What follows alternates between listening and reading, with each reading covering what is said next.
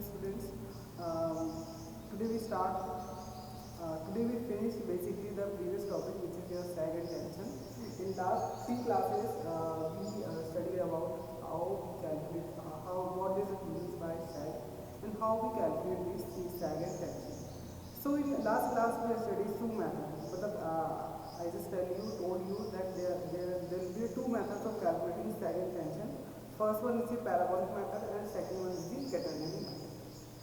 So what does it means by sag, इसको हम एक बार रिवाइज कर लेते हैं जो हमने इनकी लास्ट क्लासेस में बहुत सारा रिविजन आ चुका है. ठीक है, जब भी आप ये लेक्चर देखो उससे पहले मेक श्योर आप लास्ट के जो भी मैंने पार्ट 1, 2 और 3 तीन लेक्चर्स में इसके बना चुकी हूँ सेकंड टेंशन के कैलकुलेशन के, वो आप अच्छे से स्टडी करके आएँ. ठीक है, फिर भी अगर आपको कोई भी कहीं भी कोई प्रॉब्लम आ रही है डिस्कशन में या सैग के कैलकुलेशन में उसको समझने में, तो आप नैपटॉप्स की वीडियो को भी रेफर कर सकते हैं. ठीक है, नैपटॉप्स की वीडियो बहुत ज़्यादा लेंथी है, कॉम्प्लेक्स है, बिकॉज सेकंड टेंशन कैलकुलेशन जो होता है ये अपने आप में कॉम्प्लेक्स प्रोसीजर है. ठीक है, जितना ज़्यादा आप बुक्स को या जितने ज़्यादा मटेरियल को आप गो थ्रू होंगे या उनको देखेंगे तो उसमें कंफ्यूजन और ज़्यादा क्रिएट हो जाता है. तो इसलिए जो मेथड्स मैंने आपको बताया है कैलकुलेट करने का, वो ही सबसे इजी और प्रिसाइज मेथड होगा एक तरह से, क्योंकि हम कैटालिनी मेथड के थ्रू ही सैग और कैलकुलेशन सैग और टेंशन को कैलकुलेट करते हैं. सो सैग का मतलब मैंने आपको बताया था. सैग और टेंशन जो होता है बेसिकली ट्रांसमिशन एंड डिस्ट्रीब्यूशन जो सब्जेक्ट है, जो हमारा पावर सिस्टम का टॉपिक है, उसमें ये डिज़ाइनिंग पैरामीटर्स के अंदर आता है. ठीक है, डिज़ाइनिंग पैरामीटर्स में जब भी हम लाइन का इरेक्शन करेंगे, ठीक है, कि दो सपोर्ट्स के बीच में अगर हमें लाइन का इरेक्शन करना है या लाइन को इंस्टॉल करना है या स्टर्न करना है, तो उसके बीच में कितना मिनिमम गैप होना चाहिए. बेसिकली ये सैग और टेंशन कैलकुलेशन क्यों कर रहे हैं, ताकि हम पोल टू पोल या एक लाइन सपोर्ट से दूसरे लाइन सपोर्ट के बीच में जो भी आपका गैप होगा उस गैप को कितना रखना चाहिए, मैक्सिमम होना चाहिए, मिनिमम होना चाहिए, उसकी वैल्यू को सैग और टेंशन के थ्रू समझने की कोशिश करते हैं. तो जो terms bending of that particular conductor हम क्या बोलते हैं, उसको बोलते हैं सैग. ठीक है, जिस एक पर्टिकुलर लेंथ से या रेशियो से या जो भी अमाउंट है, जो भी एक नंबर है, जिस भी यूनिट सैग जो होता है बेसिकली ये क्या होता है, इसमें जो भी आपको अमाउंट निकल के आएगा वो उस अमाउंट से आपकी जो भी लाइन होगी वो क्या करेगी, स्टर्न करेगी, हैंग करेगी उन दो पर्टिकुलर लाइन सपोर्ट के बीच. ठीक है, तो अभी तक जो हमने कैलकुलेशन किया था उसके अंदर जो फॉर्मूला हमने डिराइव किया था, जो एक्सप्रेशन हमने कंप्यूट किया था, वो था हमारा S=W L² 2 × T. ये क्या था, जनरलाइज फॉर्मूला था जो मैंने आपको लास्ट क्लास में बताया था. ये क्या होता है, सैग का आपका जनरलाइज फॉर्मूला. नेक्स्ट अगर हम बात करेंगे, अगर इक्वल रेशियो यानी कि जो भी आपके सपोर्ट है, जो भी लाइन सपोर्ट है, वो आपके अगर इक्वल सेम लेवल पे है या उनके बीच में जो लेवल है, एल्टीट्यूड है, height of that particular tower है वो सेम है. ठीक है, तो उस केस में जो आपके पास सैग का एक्सप्रेशन निकल के आता है वो आता है WL²/8. ठीक है, ये हम इसलिए लास्ट 3 क्लासेस में हम यही पढ़ते आ रहे हैं. ठीक है, तो ये फॉर्मूला हमने उसमें डिराइव किया था. इससे पहले जो हमारी रिसेंटली जो क्लास हुआ था, ठीक है, लास्ट सेमेस्टर को, उसमें मैंने आपको टेंशन का एक्सप्रेशन बताया था. उनका आपके पास E0 + WL. ठीक है, ये एक्सप्रेशन मैंने आपको बताया था. उसकी जो वैल्यू थी वो भी हमने डिराइव किया था. जो फॉर्मूले आपको याद करने में जो न्यूमेरिकल के लिए इंपॉर्टेंट है वो ये फॉर्मूले ही होते हैं. ठीक है, एक और फॉर्मूला होता है जिसमें कि हम ultimate strength upon safety factor को भी देखते हैं, जो टेंशन का फॉर्मूला होता है, तो मैं आपको एक बार बताता हूँ. तो आज की जो लास्ट क्लास थी उसमें हम यहाँ तक डिराइव कर चुके थे. यहाँ ये हमारा फाइनल एक्सप्रेशन है. देखिए, मैंने आपको बताया था कि हम जब भी सैग और टेंशन का कैलकुलेशन करेंगे तो उसमें हम 3 केसेस कंसिडर करते हैं. ठीक है, वो 3 केसेस कौन से थे. फर्स्ट केस था जब आपका सपोर्ट जो है, whenever your support at equal level और इक्वल हाइट, दोनों का एल्टीट्यूड सेम है, दोनों टावर जो है या दोनों पोल्स हैं उनके अगर इक्वल लेंथ है, इक्वल अमाउंट, इक्वल एल्टीट्यूड है, इक्वल हाइट है, तो वो केस कंसीडर करेंगे सैग और टेंशन कैलकुलेशन के लिए. सेकंड केस होता है जब आपका सपोर्ट जो है, लाइन सपोर्ट है, वो डिफरेंट लेवल्स पे हो. ठीक है, मतलब एक हाई एल्टीट्यूड पे हो, यानी कि हाई हाइट पे हो, और एक लो हाइट पे हो. ठीक है, दोनों के बीच में जो लेवल का डिफरेंस लेवल है वो अनइक्वल हो या अनइवन हो. ऑन थर्ड केस जो होता है उसमें हम स्टडी करते हैं wind effect of wind and ice coating on set, ठीक है। तो ये 3 केसेस में हमको इसका एक्सप्रेशन फाइंड आउट करना है। तो फर्स्ट केस जो हमने स्टडी किया था sec इक्वल्स टू WL²/8, जो एक्सप्रेशन हमने फाइंड आउट किया था, ये सेम एक्सप्रेशन क्या होता है आपका, यही सेम एक्सप्रेशन जो होता है ये एप्लीकेबल होता है किसके लिए, केस नंबर 1 जो कि क्या था हमारा, जब आपके सपोर्ट्स में व्हेन सपोर्ट्स आर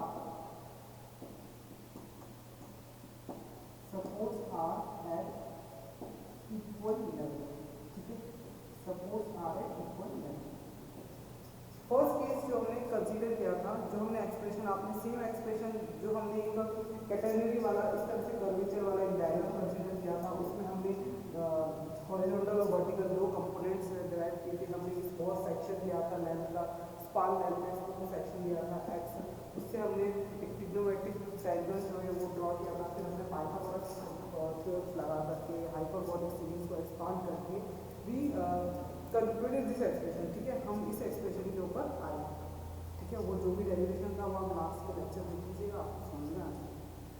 तो आज की क्लास में जो हमें डेरिवेशन करना है वो केस नंबर 2 के लिए है, जिसमें कि केस क्या है, when your supports are at different level, ठीक है। मतलब कि हम जब डेरिवेशन करेंगे वो एक्सप्रेशन जो सेट का होगा वो किस एरिया की बात करेंगे, हिली एरियाज की बात करेंगे। हिली एरियाज में क्या होता है कि आपका कोई भी फोर्स होगा वो एक डिफरेंट लेवल ऑफ एल्टीट्यूड पे है और दूसरा वाला किसी डिफरेंट लेवल ऑफ एल्टीट्यूड पे होगा, यानी कि दोनों की ऊंचाइयों में, दोनों के एल्टीट्यूड में डिफरेंट होता है, ठीक है। जब आपके पास कोई भी रेगुलर सरफेस में कोई भी मैदानी इलाका होगा तो उसके लिए फॉर्मूला ऑफ सेट का क्या होगा, WL²/8T, जहाँ पे W क्या होता है आपका वेट ऑफ द कंडक्टर होता है, length of the span which is denoted by L and T is the tension of that particular conductor, ठीक है। जितने भी एक्सप्रेशंस हैं, जितना भी इसके अंदर कंपोनेंट्स हैं, जितनी भी टर्मिनोलॉजीज हैं, वो रिलेट किससे करती हैं, आपके कंडक्टर के लिए, क्योंकि ये जो फाइनली ये जो एक्सप्रेशन फाइंड आउट किया जाता है उसके रेस्पेक्ट के लिए कंडक्टर के लिए होता है, ठीक है।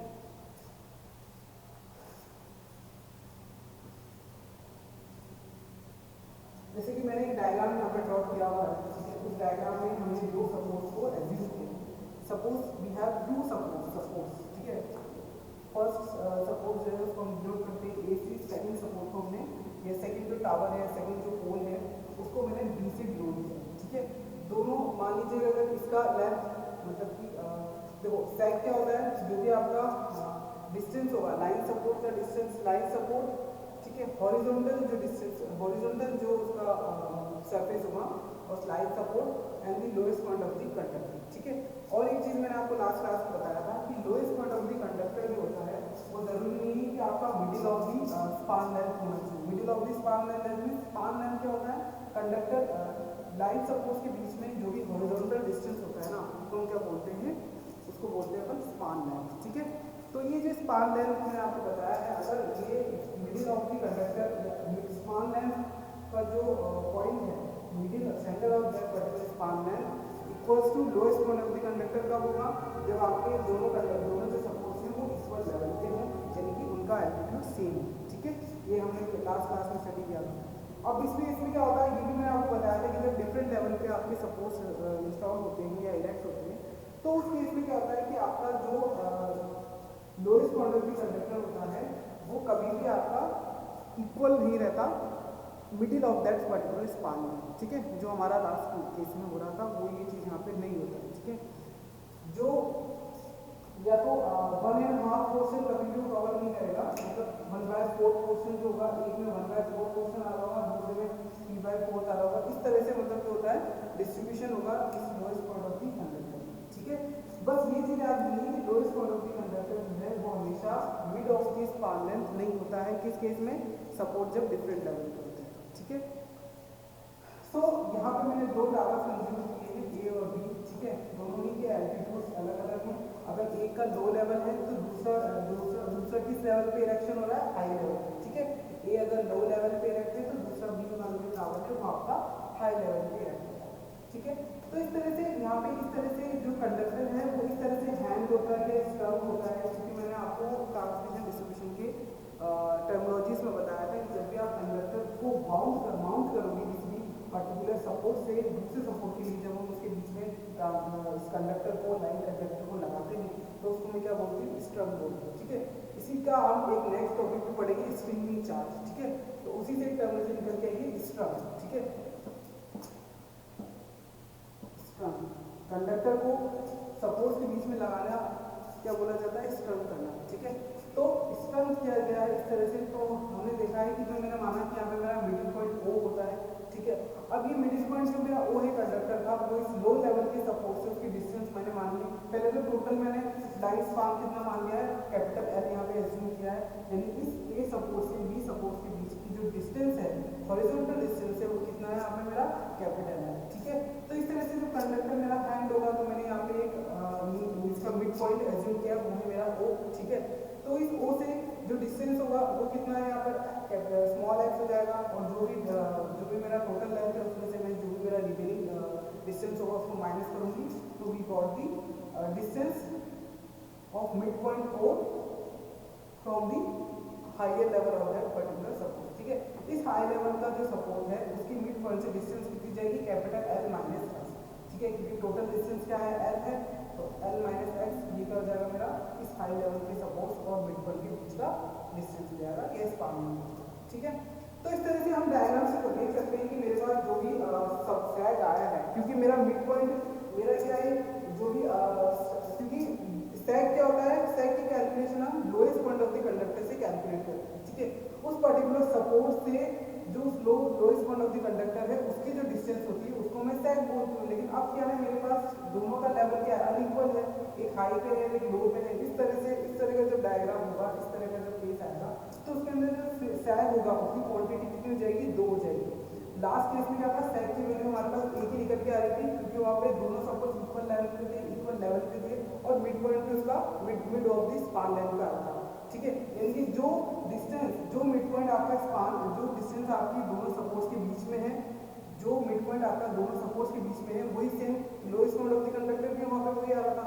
लेकिन यहाँ पे क्या होता है, इस केस में जो दोनों पोल्स के बीच की डिस्टेंस है और आपका जो lowest point of the conductor होगा वो कभी भी सेम नहीं होता है, वहाँ पे गैप जो होगा वो अनइक्वल होगा। ठीक है, दैट्स वाई जो भी आपका सैग यहाँ पे देखने को मिलेगा वो 2 क्वांटिटीज में होगा, whenever we talking about conduct line support which are erect on the unequal surfaces. Okay, तो ये मेरा S1 हो जाएगा, ये मेरा S2 हो जाएगा। लो लेवल के लिए मैंने S1 यहाँ पे एज्यूम किया है सैग, और हाई लेवल के लिए यहाँ पे मैंने S2 एज्यूम किया। ठीक है, ये मेरा क्या है, हॉरिजॉन्टल सरफेस है, और प्लस जो मेरा lowest point of the conductor है उससे मेरा सैग इस तरह से आ गया। ठीक है, अब दोनों जो सैग हैं उनके बीच की जो मैंने डिफरेंस है उसको मैंने यहाँ पे हाइट h से डिनोट किया। ठीक है, S1 यानी A और B इन दोनों जो सैग 1 और S2 दोनों के बीच का जो डिफरेंस होगा उसको मैंने किससे डिनोट किया यहाँ पर, स्मॉल h से।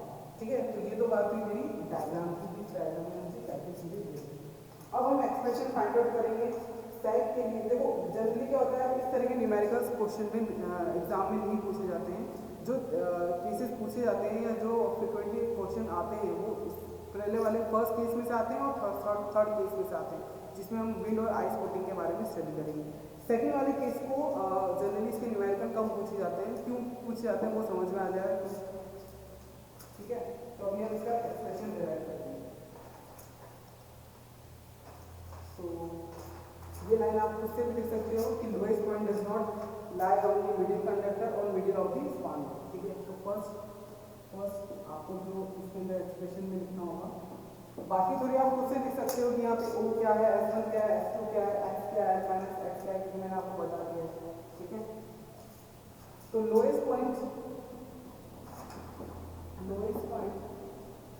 Of conductor does not lie on middle या mid of span length।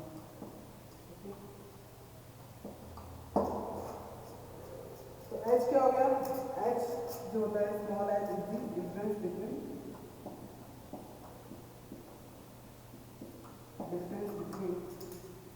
Both level.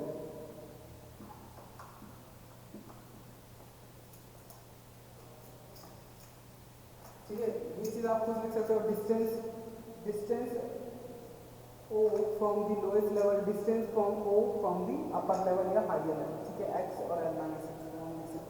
यहाँ पे सिर्फ मैंने एच को बताया क्योंकि डिफरेंस है बिटवीन बोथ लेवल, दोनों लेवल्स के बीच में, ठीक है। ए और बी जो दोनों लेवल्स हैं उनके बीच का डिफरेंस कितना है, स्मॉल एच।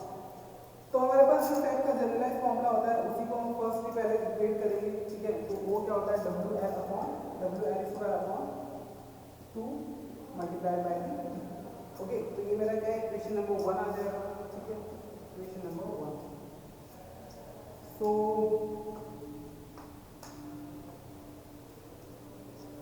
देखो ये चीज यहाँ पे लिखनी पड़ेगी,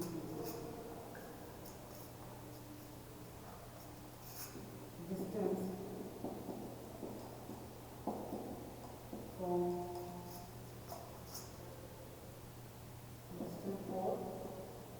O from low level of support close to x आ गया, ठीक है। सेम वही distance for O from high level support,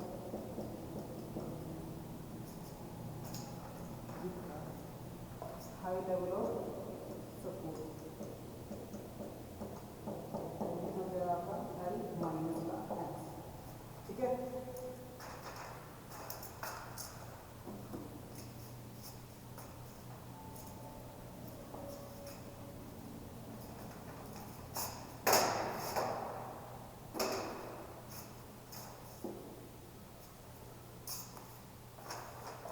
so S equals to W L square upon 2p, ये हमारे पास एक्सप्रेशन था, इक्वेशन नंबर 1 का। अब इस जो जनरलाइज फॉर्मूला ऑफ सैग है इसमें हम क्या करेंगे, जो हमारे पास स्पान लेंथ है, L is what, L is nothing but span length between two parameter with two components we are talking about, like this is the O parameter, this is the mid point O, या this is the lowest point of the conductor and which is denoted by small o, capital O, जो भी आपने यहाँ पे denote किया है। तो इस कैपिटल O से हमारे पास सैग की दो वैल्यूज निकल के आएंगी। अगर हम लो लेवल का जो सपोर्ट है इससे हम डिस्टेंस या स्पान लाइन कैलकुलेट करेंगे तो कितना निकल के आता है x, और हाई लेवल में कितना निकल के आता है l माइनस x। तो हमें क्या करना है, सब्स्टिट्यूट करना है यहाँ पर डिफरेंट वैल्यूज ऑफ l की जो वैल्यूज है हाई लेवल के लिए, लो लेवल के लिए, इसको हम सब्स्टिट्यूट करेंगे तो हमारे पास एक्सप्रेशन किस तरह से निकल के आएगा, S1 की वैल्यू क्या हो जाएगी, W L x square upon 2t, ठीक है, इक्वेशन नंबर 2 हो गया आपका। और S2 के लिए क्या हो जाएगा, W X square W L minus X का whole square upon 2 multiplied by 3, and this is what equation number 3। तो ये मैंने S1 S2 की वैल्यू कैलकुलेट कर दी, लेकिन हमारे पास जो भी हमारे पास वैल्यूज है ये फाइनल कंक्लूजन नहीं होगा, हमें क्या करना पड़ेगा, x की वैल्यू को फाइंड आउट करना पड़ेगा, ठीक है। x की वैल्यू को फाइंड आउट करने के लिए हम क्या करेंगे, h का फॉर्मूला निकालेंगे, h इक्वल्स टू क्या होता है, S2 माइनस का S1, ठीक है। अभी हमारे पास अननोन वेरिएबल क्या है, ये x है, ठीक है। L की वैल्यू आपको गिवन होगा स्पान लेंथ, लेकिन x क्या है हमारे पास अननोन है, तो इसकी वैल्यू फाइंड आउट करने के लिए हम क्या करेंगे, जो डिफरेंस लेवल ऑफ सपोर्ट है जो कि हमारे स्मॉल एस की वैल्यू को यहाँ पर कैलकुलेट करेंगे। तो S2 की वैल्यू कितनी है, W X square upon 2t minus का डब्ल्यू एल माइनस एक्स का होल स्क्वायर अपॉन 2t। आप इस एक्सप्रेशन को सॉर्ट आउट कीजिएगा तो एक्सप्रेशन की फाइनल वैल्यू क्या निकल के आएगी, h equals to W h equals to W L square minus 2 W L x upon 2t। तो क्रॉस मल्टीप्लाई करोगे क्योंकि हमें x की वैल्यू फाइंड आउट करनी है, तो क्या हो जाएगा 2t h equals to W L square minus का 2 डब्ल्यू एल एक्स।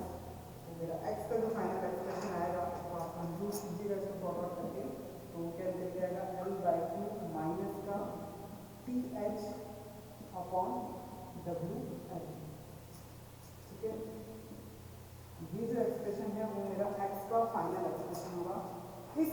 वैल्यू जो इक्वेशन नंबर 4, अगर मैं इसको इक्वेट करूँगा इक्वेशन नंबर 4 से, तो इस इक्वेशन नंबर 4 की वैल्यू को अगर मैं सब्स्टिट्यूट करती हूँ मेरी इक्वेशन नंबर 2 और 3 में, तो वी कैन फाइंड आउट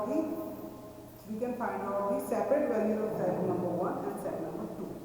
ठीक है, तो इस तरह का फॉर्मूला, कुछ इस तरह का एक्सप्रेशन हमें जब डिफरेंट लेवल पे आपका सपोर्ट इरेक्ट होता है, उस केस में हमें सेक का टेंशन और सेक का कैलकुलेशन करना होगा, तो वो जो एक्सप्रेशन होंगे वो इस तरह की निकल जाएगा। ठीक है, तो हम इसमें फाइनल एक्सप्रेशन नहीं फाइनल करते हैं, आप चाहें तो कर सकते हैं, क्योंकि हमारे पास तीनों वैल्यूज आ चुकी हैं, x1 x2 की भी और x की भी वैल्यू हमारे पास आ चुकी है। तो अगर मैं बोलूँ x1 की वैल्यू क्या हो जाएगी, so you can फाइनल में मैं लिख देती हूँ आपको, you can find out S1 and S2 values by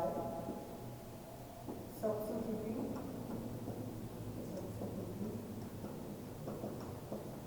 value from equation 4।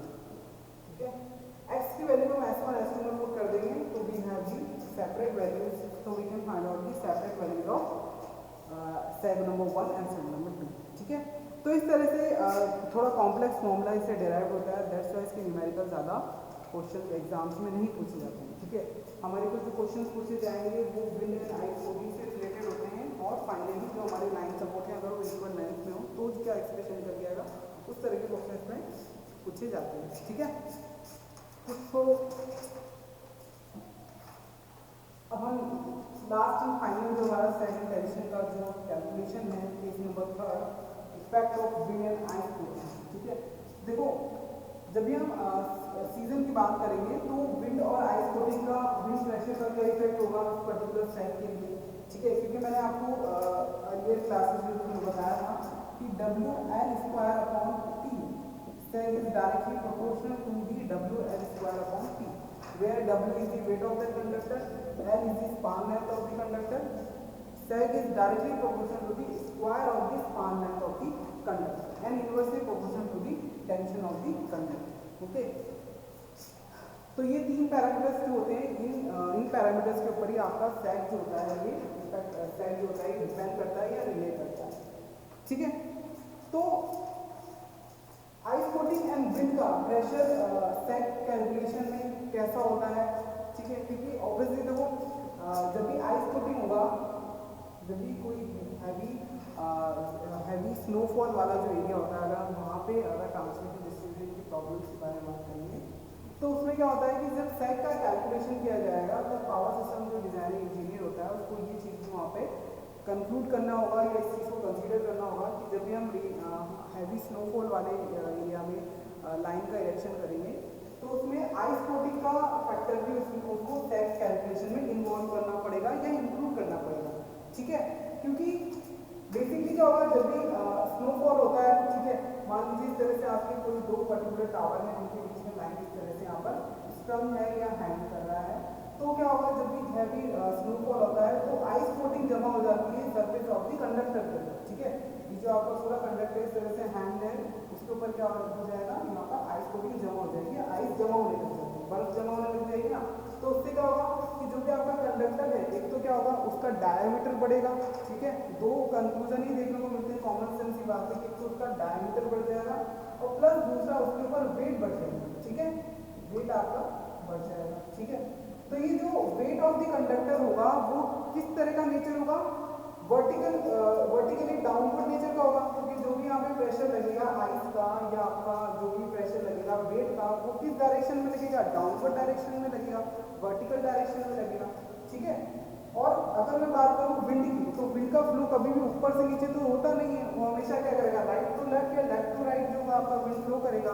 तो इस तरह से बोल सकती हूँ कि जो उसका प्रेशर होगा, विंड का प्रेशर होगा, हवा का जो एयर का प्रेशर होगा वो किस डायरेक्शन में होगा, आपका हॉरिजॉन्टल डायरेक्शन में होगा। ठीक है, वो अपवर्ड और डाउनवर्ड डायरेक्शन में तो हवा फ्लो करती नहीं है। ठीक है, आइस कोटिंग का जो भी आपका प्रेशर होगा या फोर्स होगा वो आपका हमेशा वर्टिकल या डाउनवर्ड डायरेक्शन में होगा। ठीक है, तो बहुत कॉमन सेंस की बात है जो हमने यहाँ पे समझी है। ठीक है, सैग और सैग की कैलकुलेशन के लिए विंड और आइस कोटिंग का किस तरह से हम उसको सैग में कंक्लूड करते हैं वो हम देखते हैं, ठीक है। तो एक चीज़ तो हमें यहाँ पे पता चल रही है, फर्स्ट तो हमें यहाँ पे नोट करने वाला बात, थर्ड चीज जो हम स्टडी कर रहे हैं, effect of wind and ice coating, effect of wind and ice coating. ये आपका सेकंड टेंशन का फाइनल और थर्ड केस है, ठीक है। इसके बाद भी सेकंड टेंशन आपका रिपीट होता है। सपोज कीजिए कि कोई भी एक कंडक्टर है, ठीक है, उसका डायमीटर कितना है, हम यहाँ पे क्रॉस सेक्शन और साइड व्यू की बात करेंगे, ठीक है। फ्रंट व्यू और साइड व्यू, फ्रंट व्यू पहले हम देख लेते हैं, ठीक है। मान लीजिए कोई भी कंडक्टर होगा, ठीक है, उसका अगर आप फ्रंट व्यू देखेंगे तो किस तरह का होगा, इस तरह से स्पेरिकल शेप में होगा, ठीक है। तो उसका डायमीटर कितना है, अज्यूम करा है मैंने कैपिटल डी होगा, ठीक है। जब भी यहाँ पे आइस कोटिंग जमा हो जाएगी तो मान लीजिए उस आइस कोटिंग का जो भी एरिया है, रेडियस है, radial of the particular ice, वो कितना है, आर, ठीक है। ये मैंने आर यहाँ पे एस्यूम किया। तो अगर मैं फ्रंट से देखूंगी तो ऐसा होगा, ठीक है। ये मेरा नंबर ए वाला डायग्राम। सेकंड, अगर मान लीजिए कि अगर कंडक्टर किस तरह से होता है, इस तरह से सिलेंड्रिकल शेप में होता है, ठीक है। अगर इस कंडक्टर को मैं बीच में से यहाँ से कट कर दूँ और इसको इस तरह से ओपन कर दूँ तो किस तरह से होगा मेरा कंडक्टर, इस तरह से दिखाई देगा, ठीक है। यहाँ पे मेरा यहाँ पे आइस कोटिंग हो चुका है, ये माना इसकी लेंथ कितनी है, आर रेडियस है, ये मेरा आर, ठीक है। ये हमारे पास जो भी डायमीटर है वो क्या है, कैपिटल डी है। और मैं इस कंडक्टर को अगर बीच में से कट करके इस तरह से ओपन कर दूँ, ठीक है, तो किस तरह से दिखेगा मुझे, ये तो मान लीजिए मेरा capital D diameter of the conductor हो गया, और ये जो है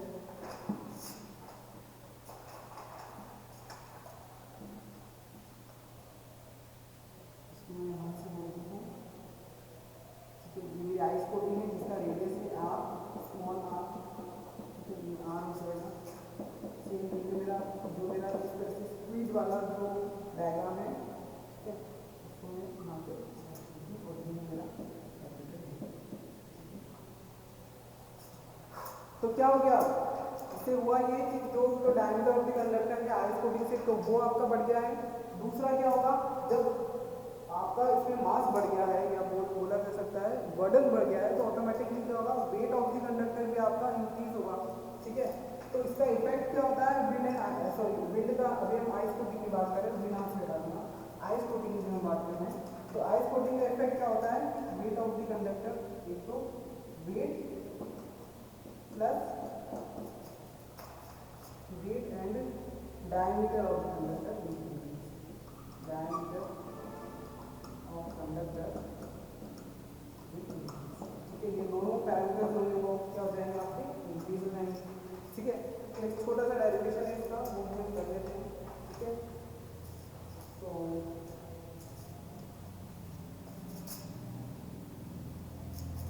तो डायमीटर को मैं क्या बोलती हूँ, विंड, WC,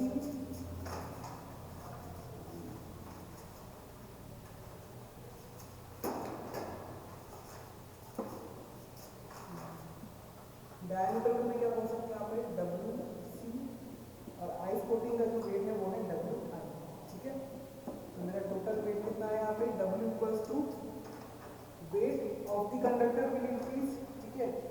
जो भी मेरा इससे और दोनों क्या होंगे, दोनों जो वेट होंगे WC प्लस WI, वो क्या होंगे, डायरेक्शन कौन सी होगी, both work on downward direction और vertical direction, both work on vertical direction,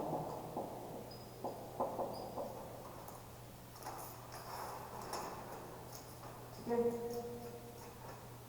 अब हम क्या करेंगे, वॉल्यूम निकालेंगे ice coating per metre length के साथ, ठीक है। तो सबसे पहले तो ओवरऑल डायमीटर कितना हो जाएगा मेरे पास, D plus 2R, overall diameter of conductor, overall diameter of conductor कितना हो जाएगा मेरे पास, कैपिटल D प्लस 2R, ठीक है। ये आ गया मेरे पास capital D plus 2R।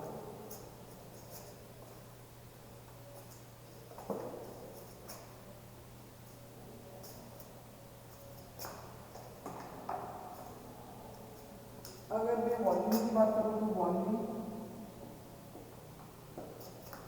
Volume of ice coating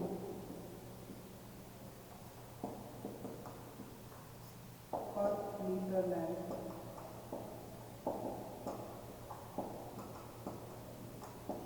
equals to pi by 4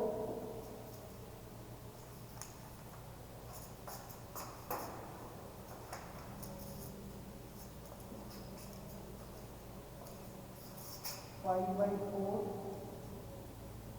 v plus 2r whole square minus v square. ठीक है, तो सॉर्ट आउट करने पर हमें सेक्शन में क्या आएगा pi R v plus R का v plus R metre cube. ठीक है, तो volume of ice coating per metre है कितना निकल के आता है. ठीक है, और जो मेरे पास फाइनली जो मेरा वेट इफेक्ट है वो कितना है W2 प्लस WI. ये क्या है वेट ऑफ आइस कोटिंग. ठीक है, और ये क्या है मेरा वेट ऑफ दी कंडक्टर. ठीक है, ये जो एक्सप्रेशन से देखो. अब मैं बात करूंगी combined effect of wind pressure and ice coating. ठीक है, तो नेक्स्ट टॉपिक जो होगा वो मेरा क्या है इसके अंदर combined effect of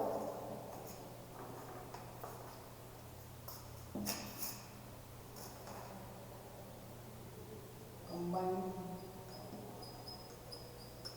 effect of wind and ice coating.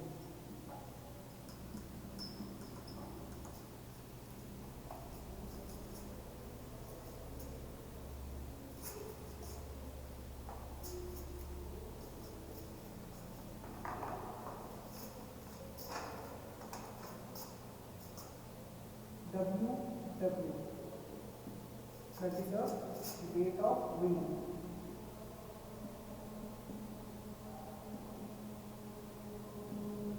ठीक है, और W C equals to W ice coating से क्या है effect W C plus W I. ठीक है, इसका डायरेक्शन क्या होगा मेरा हॉरिजॉन्टल डायरेक्शन में एक्ट करेगा. हॉरिजॉन्टल डायरेक्शन, और ये जो होगा आइस कोटिंग इफेक्ट है क्या आइस कोटिंग इफेक्ट में जो होगी वो होगा वर्टिकल डायरेक्शन में. वर्टिकल,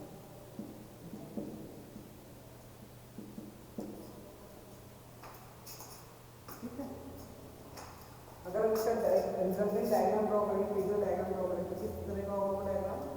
ये मेरा इनका है W सफिक्स में W, this is your W plus W I. ठीक है, तो ये रिजल्टेंट जो मेरा फेजर डायग्राम ड्रॉ इस तरह से आएगा W R. इसकी वैल्यू कितना होगा W R equals to W plus W I का होल स्क्वायर प्लस W का होल. ठीक है, तो इस तरह से जो है आपका सैग और टेंशन जो है ये कंप्लीट होता है. इसके न्यूमेरिकल हम नेक्स्ट क्लास में करेंगे. कुछ एक फॉर्मूला है वो आप उसको यहाँ पे नोट डाउन कर लीजिएगा जिससे कि इसी बेस पे न्यूमेरिकल्स पुट अप होते हैं या क्वेश्चन पूछे जाते हैं. That is your tension equals to ultimate strength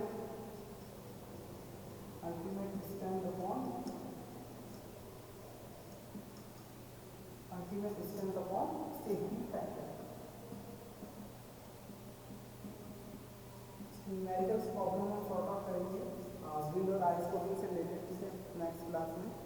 और formula of working tension.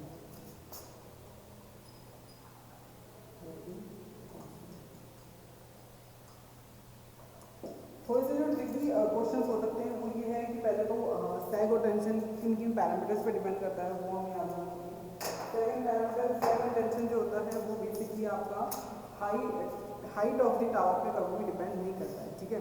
Height of the conductor पे कभी भी इसको हम बोल सकते हैं कि जब भी अगर आपको न्यूमेरिकल में पूछा जाएगा या कोई भी ऑब्जेक्टिव टाइप क्वेश्चन हो तो उसमें आपको 3 पैरामीटर्स याद होने चाहिए, wait of the conductor, span length of the conductor and tension of that particular conductor. कभी भी वो ये नहीं होता है कि साइज जो होता है वो height of the conductor, height of the tower पे डिपेंड नहीं करता, height of the light support पर कभी भी डिपेंड नहीं करता। सेकंड थिंग ये होता है कि रिमाइंड ये होना चाहिए कि lowest point of the conductor is equal to span length कब होता है, जब आपके दोनों सपोर्ट इक्वल लेंथ पे हो, इक्वल लेवल पे हो। अनइक्वल लेवल पे होंगे तो that will be never be situation will occur that आपका जो भी स्पान लेंथ है और middle of the conductor same होगा, ठीक है, या lowest of the conductor same है।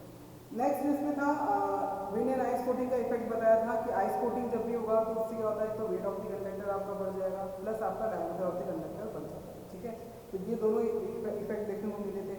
कहाँ पे एक्ट करता है, ये डाउनवर्ड या वर्टिकल डायरेक्शन में एक्ट करता है। विंड का प्रेशर जो होगा या विंड का इफेक्ट जो होता है वो हॉरिजॉन्टल डायरेक्शन में इफेक्ट करेगा या एक्ट करेगा, ठीक है। दोनों के कंबाइंड इफेक्ट को मैंने यहाँ पे कंक्लूड किया है, जिससे कि मैंने इस तरह का एक्सप्रेशन फाइंड आउट किया है, W C plus W I square plus W का होल स्क्वायर अंडर रूट, ठीक है। तो ये दोनों एक्सप्रेशन बेसिकली जो क्वेश्चन पुट किया जाता है वो ये होता है कि आइस कोटिंग का इफेक्ट किस डायरेक्शन में होता है, वर्टिकल और हॉरिजॉन्टल, ठीक है, या कोई भी ऑप्शन दिया जाता है। इसी वजह से अगर बोला जाए कि विंड प्रेशर जो होता है या विंड का जो इफेक्ट होता है वो किस डायरेक्शन में होता है, हॉरिजॉन्टल या फिर वर्टिकल डायरेक्शन में, ठीक है। तो सेकंड टेंशन के कुछ टफ एंड थोड़े सिंपल क्वेश्चन हम नेक्स्ट क्लास में करेंगे। उसके बाद हम कोरोना स्टार्ट करेंगे। कोरोना में आपको बताया था एक सेल्फ डिस्ट्रप्टिव डिस्चार्ज होता है, इस नेचर का होता है, सेल्फ डिस्ट्रप्टिव नेचर का होता है, ठीक है। इससे कुछ रिलेटेड टर्म्स होती हैं, इसके अंदर कौन कौन से टॉपिक्स हमें कवर अप करने हैं वो ये है। एक छोटा सा टॉपिक है कोरोना में, ठीक है, लॉसेस के फॉर्म में अगर बोले तो कोरोना क्या होता है, एक लॉस के फॉर्म में होता है, इसको हम कोरोना लॉस बोलते हैं, ठीक है, इनकी पावर सिस्टम ये हमेशा हाई टेंशन लाइन में देखने को मिलता है। इसका अकरेंस का होता है हाई टेंशन लाइन में मिलता है, ठीक है। जो लो वोल्टेज की लाइन होती है, लो टेंशन लाइन होती है, उसमें ये नहीं देखने को मिलता, इसका अकरेंस हमेशा हाई टेंशन में होता है।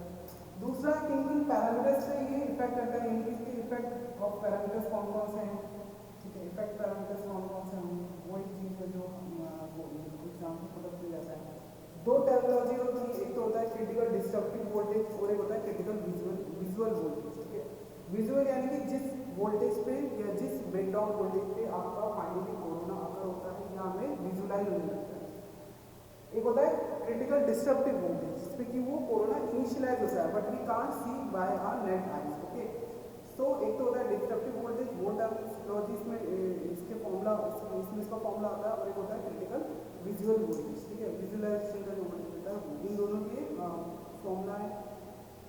उससे रिलेटेड क्वेश्चंस आते हैं और पैरामीटर्स इंपॉर्टेंस है कि किन पैरामीटर्स के whether shape of the conductor पे डिपेंड करता है, फ्रीक्वेंसी पे डिपेंड करता है या नहीं करता है, ठीक है। कोरोना लॉस जो होता है वो हमेशा हमें एसी में देखने को मिलता है। इसका मतलब एक कॉमन सेंस ये से निकल के आता है अगर ये एसी पे डिपेंड है तो दैट मींस ये फ्रीक्वेंसी डिपेंडेंट पैरामीटर होता है, ये फ्रीक्वेंसी पे डिपेंड कर रहा होता है। डीसी में इसका कोई रोल नहीं होता, इसलिए हमने आजकल जो भी हमारी डिस्ट्रीब्यूशन सिस्टम है उसमें हम एचवीडीसी को क्यों अडॉप्ट करते हैं, क्योंकि उसमें हमें कोरोना और स्किन इफेक्ट देखने को नहीं मिलता है, ठीक है। स्किन इफेक्ट जो लॉस होता है वो आपने जब हम सिंक्रोनस जनरेटर जब हम स्टडी करते हैं, सिंक्रोनस जनरेटर में कि अगर हम बात करें तो या हम इंडक्शन मशीन की बात करें तो इंडक्शन मशीन में हमने डीप बार और double cage rotor structure study किए थे, ठीक है। कंस्ट्रक्शन उसमें दो स्टडी किए थे हमने, डीप बार और डबल केज, जिसमें हमने स्टार्टिंग टॉर्क को बढ़ाने के लिए हम स्क्वायर केज में मॉडिफिकेशन करा था स्क्वायर केज रोटर का, जिसको हम बोलते हैं डीप बार और डबल केज रोटर, ठीक है। तो वो दो रोटर कंस्ट्रक्शन जब हमने इसमें स्टडी किया था तब हमने देखा था कि किस तरह से हम कंस्ट्रक्शन को मॉडिफाई करेंगे, स्क्वायर केज के रोटर कंस्ट्रक्शन को मॉडिफाई करेंगे, किस तरह से उसमें क्रॉस सेक्शनल एरिया को घटाने से, इंक्रीज करने से या डिक्रीज करने से आपका करंट वैल्यू जो है वहाँ पे डिक्रीज हो रहा था या इंक्रीज हो रहा था। और वही हमारा गोल था कि वहाँ पे स्टार्टिंग टॉर्क किस तरह से बढ़ना है या कम होना है, ठीक है। तो वही चीज़ यहाँ पे देखने को मिलती है कि स्किन इफेक्ट जो होता है वही सेम आपका डीप बार और डबल केज रोटर पे भी एप्लीकेबल होता है, और वही सेम हम स्किन इफेक्ट इस पावर सिस्टम में भी स्टडी करते हैं, ठीक है। अगर किसी ने भी डीप बार और डबल केज को अच्छी तरह से समझा होगा, पढ़ा होगा, तो उसके लिए स्किन इफेक्ट जो है वो नॉर्मल सी चीज़ होती है, ठीक है। सो कोरोना लॉस बेसिकली एक लॉस होगा, ठीक है, जिसके बारे में हम डिटेल में नेक्स्ट क्लास में स्टडी करेंगे, ठीक है। और कुछ न्यूमेरिकल्स के solve, okay, thank you. Thank you.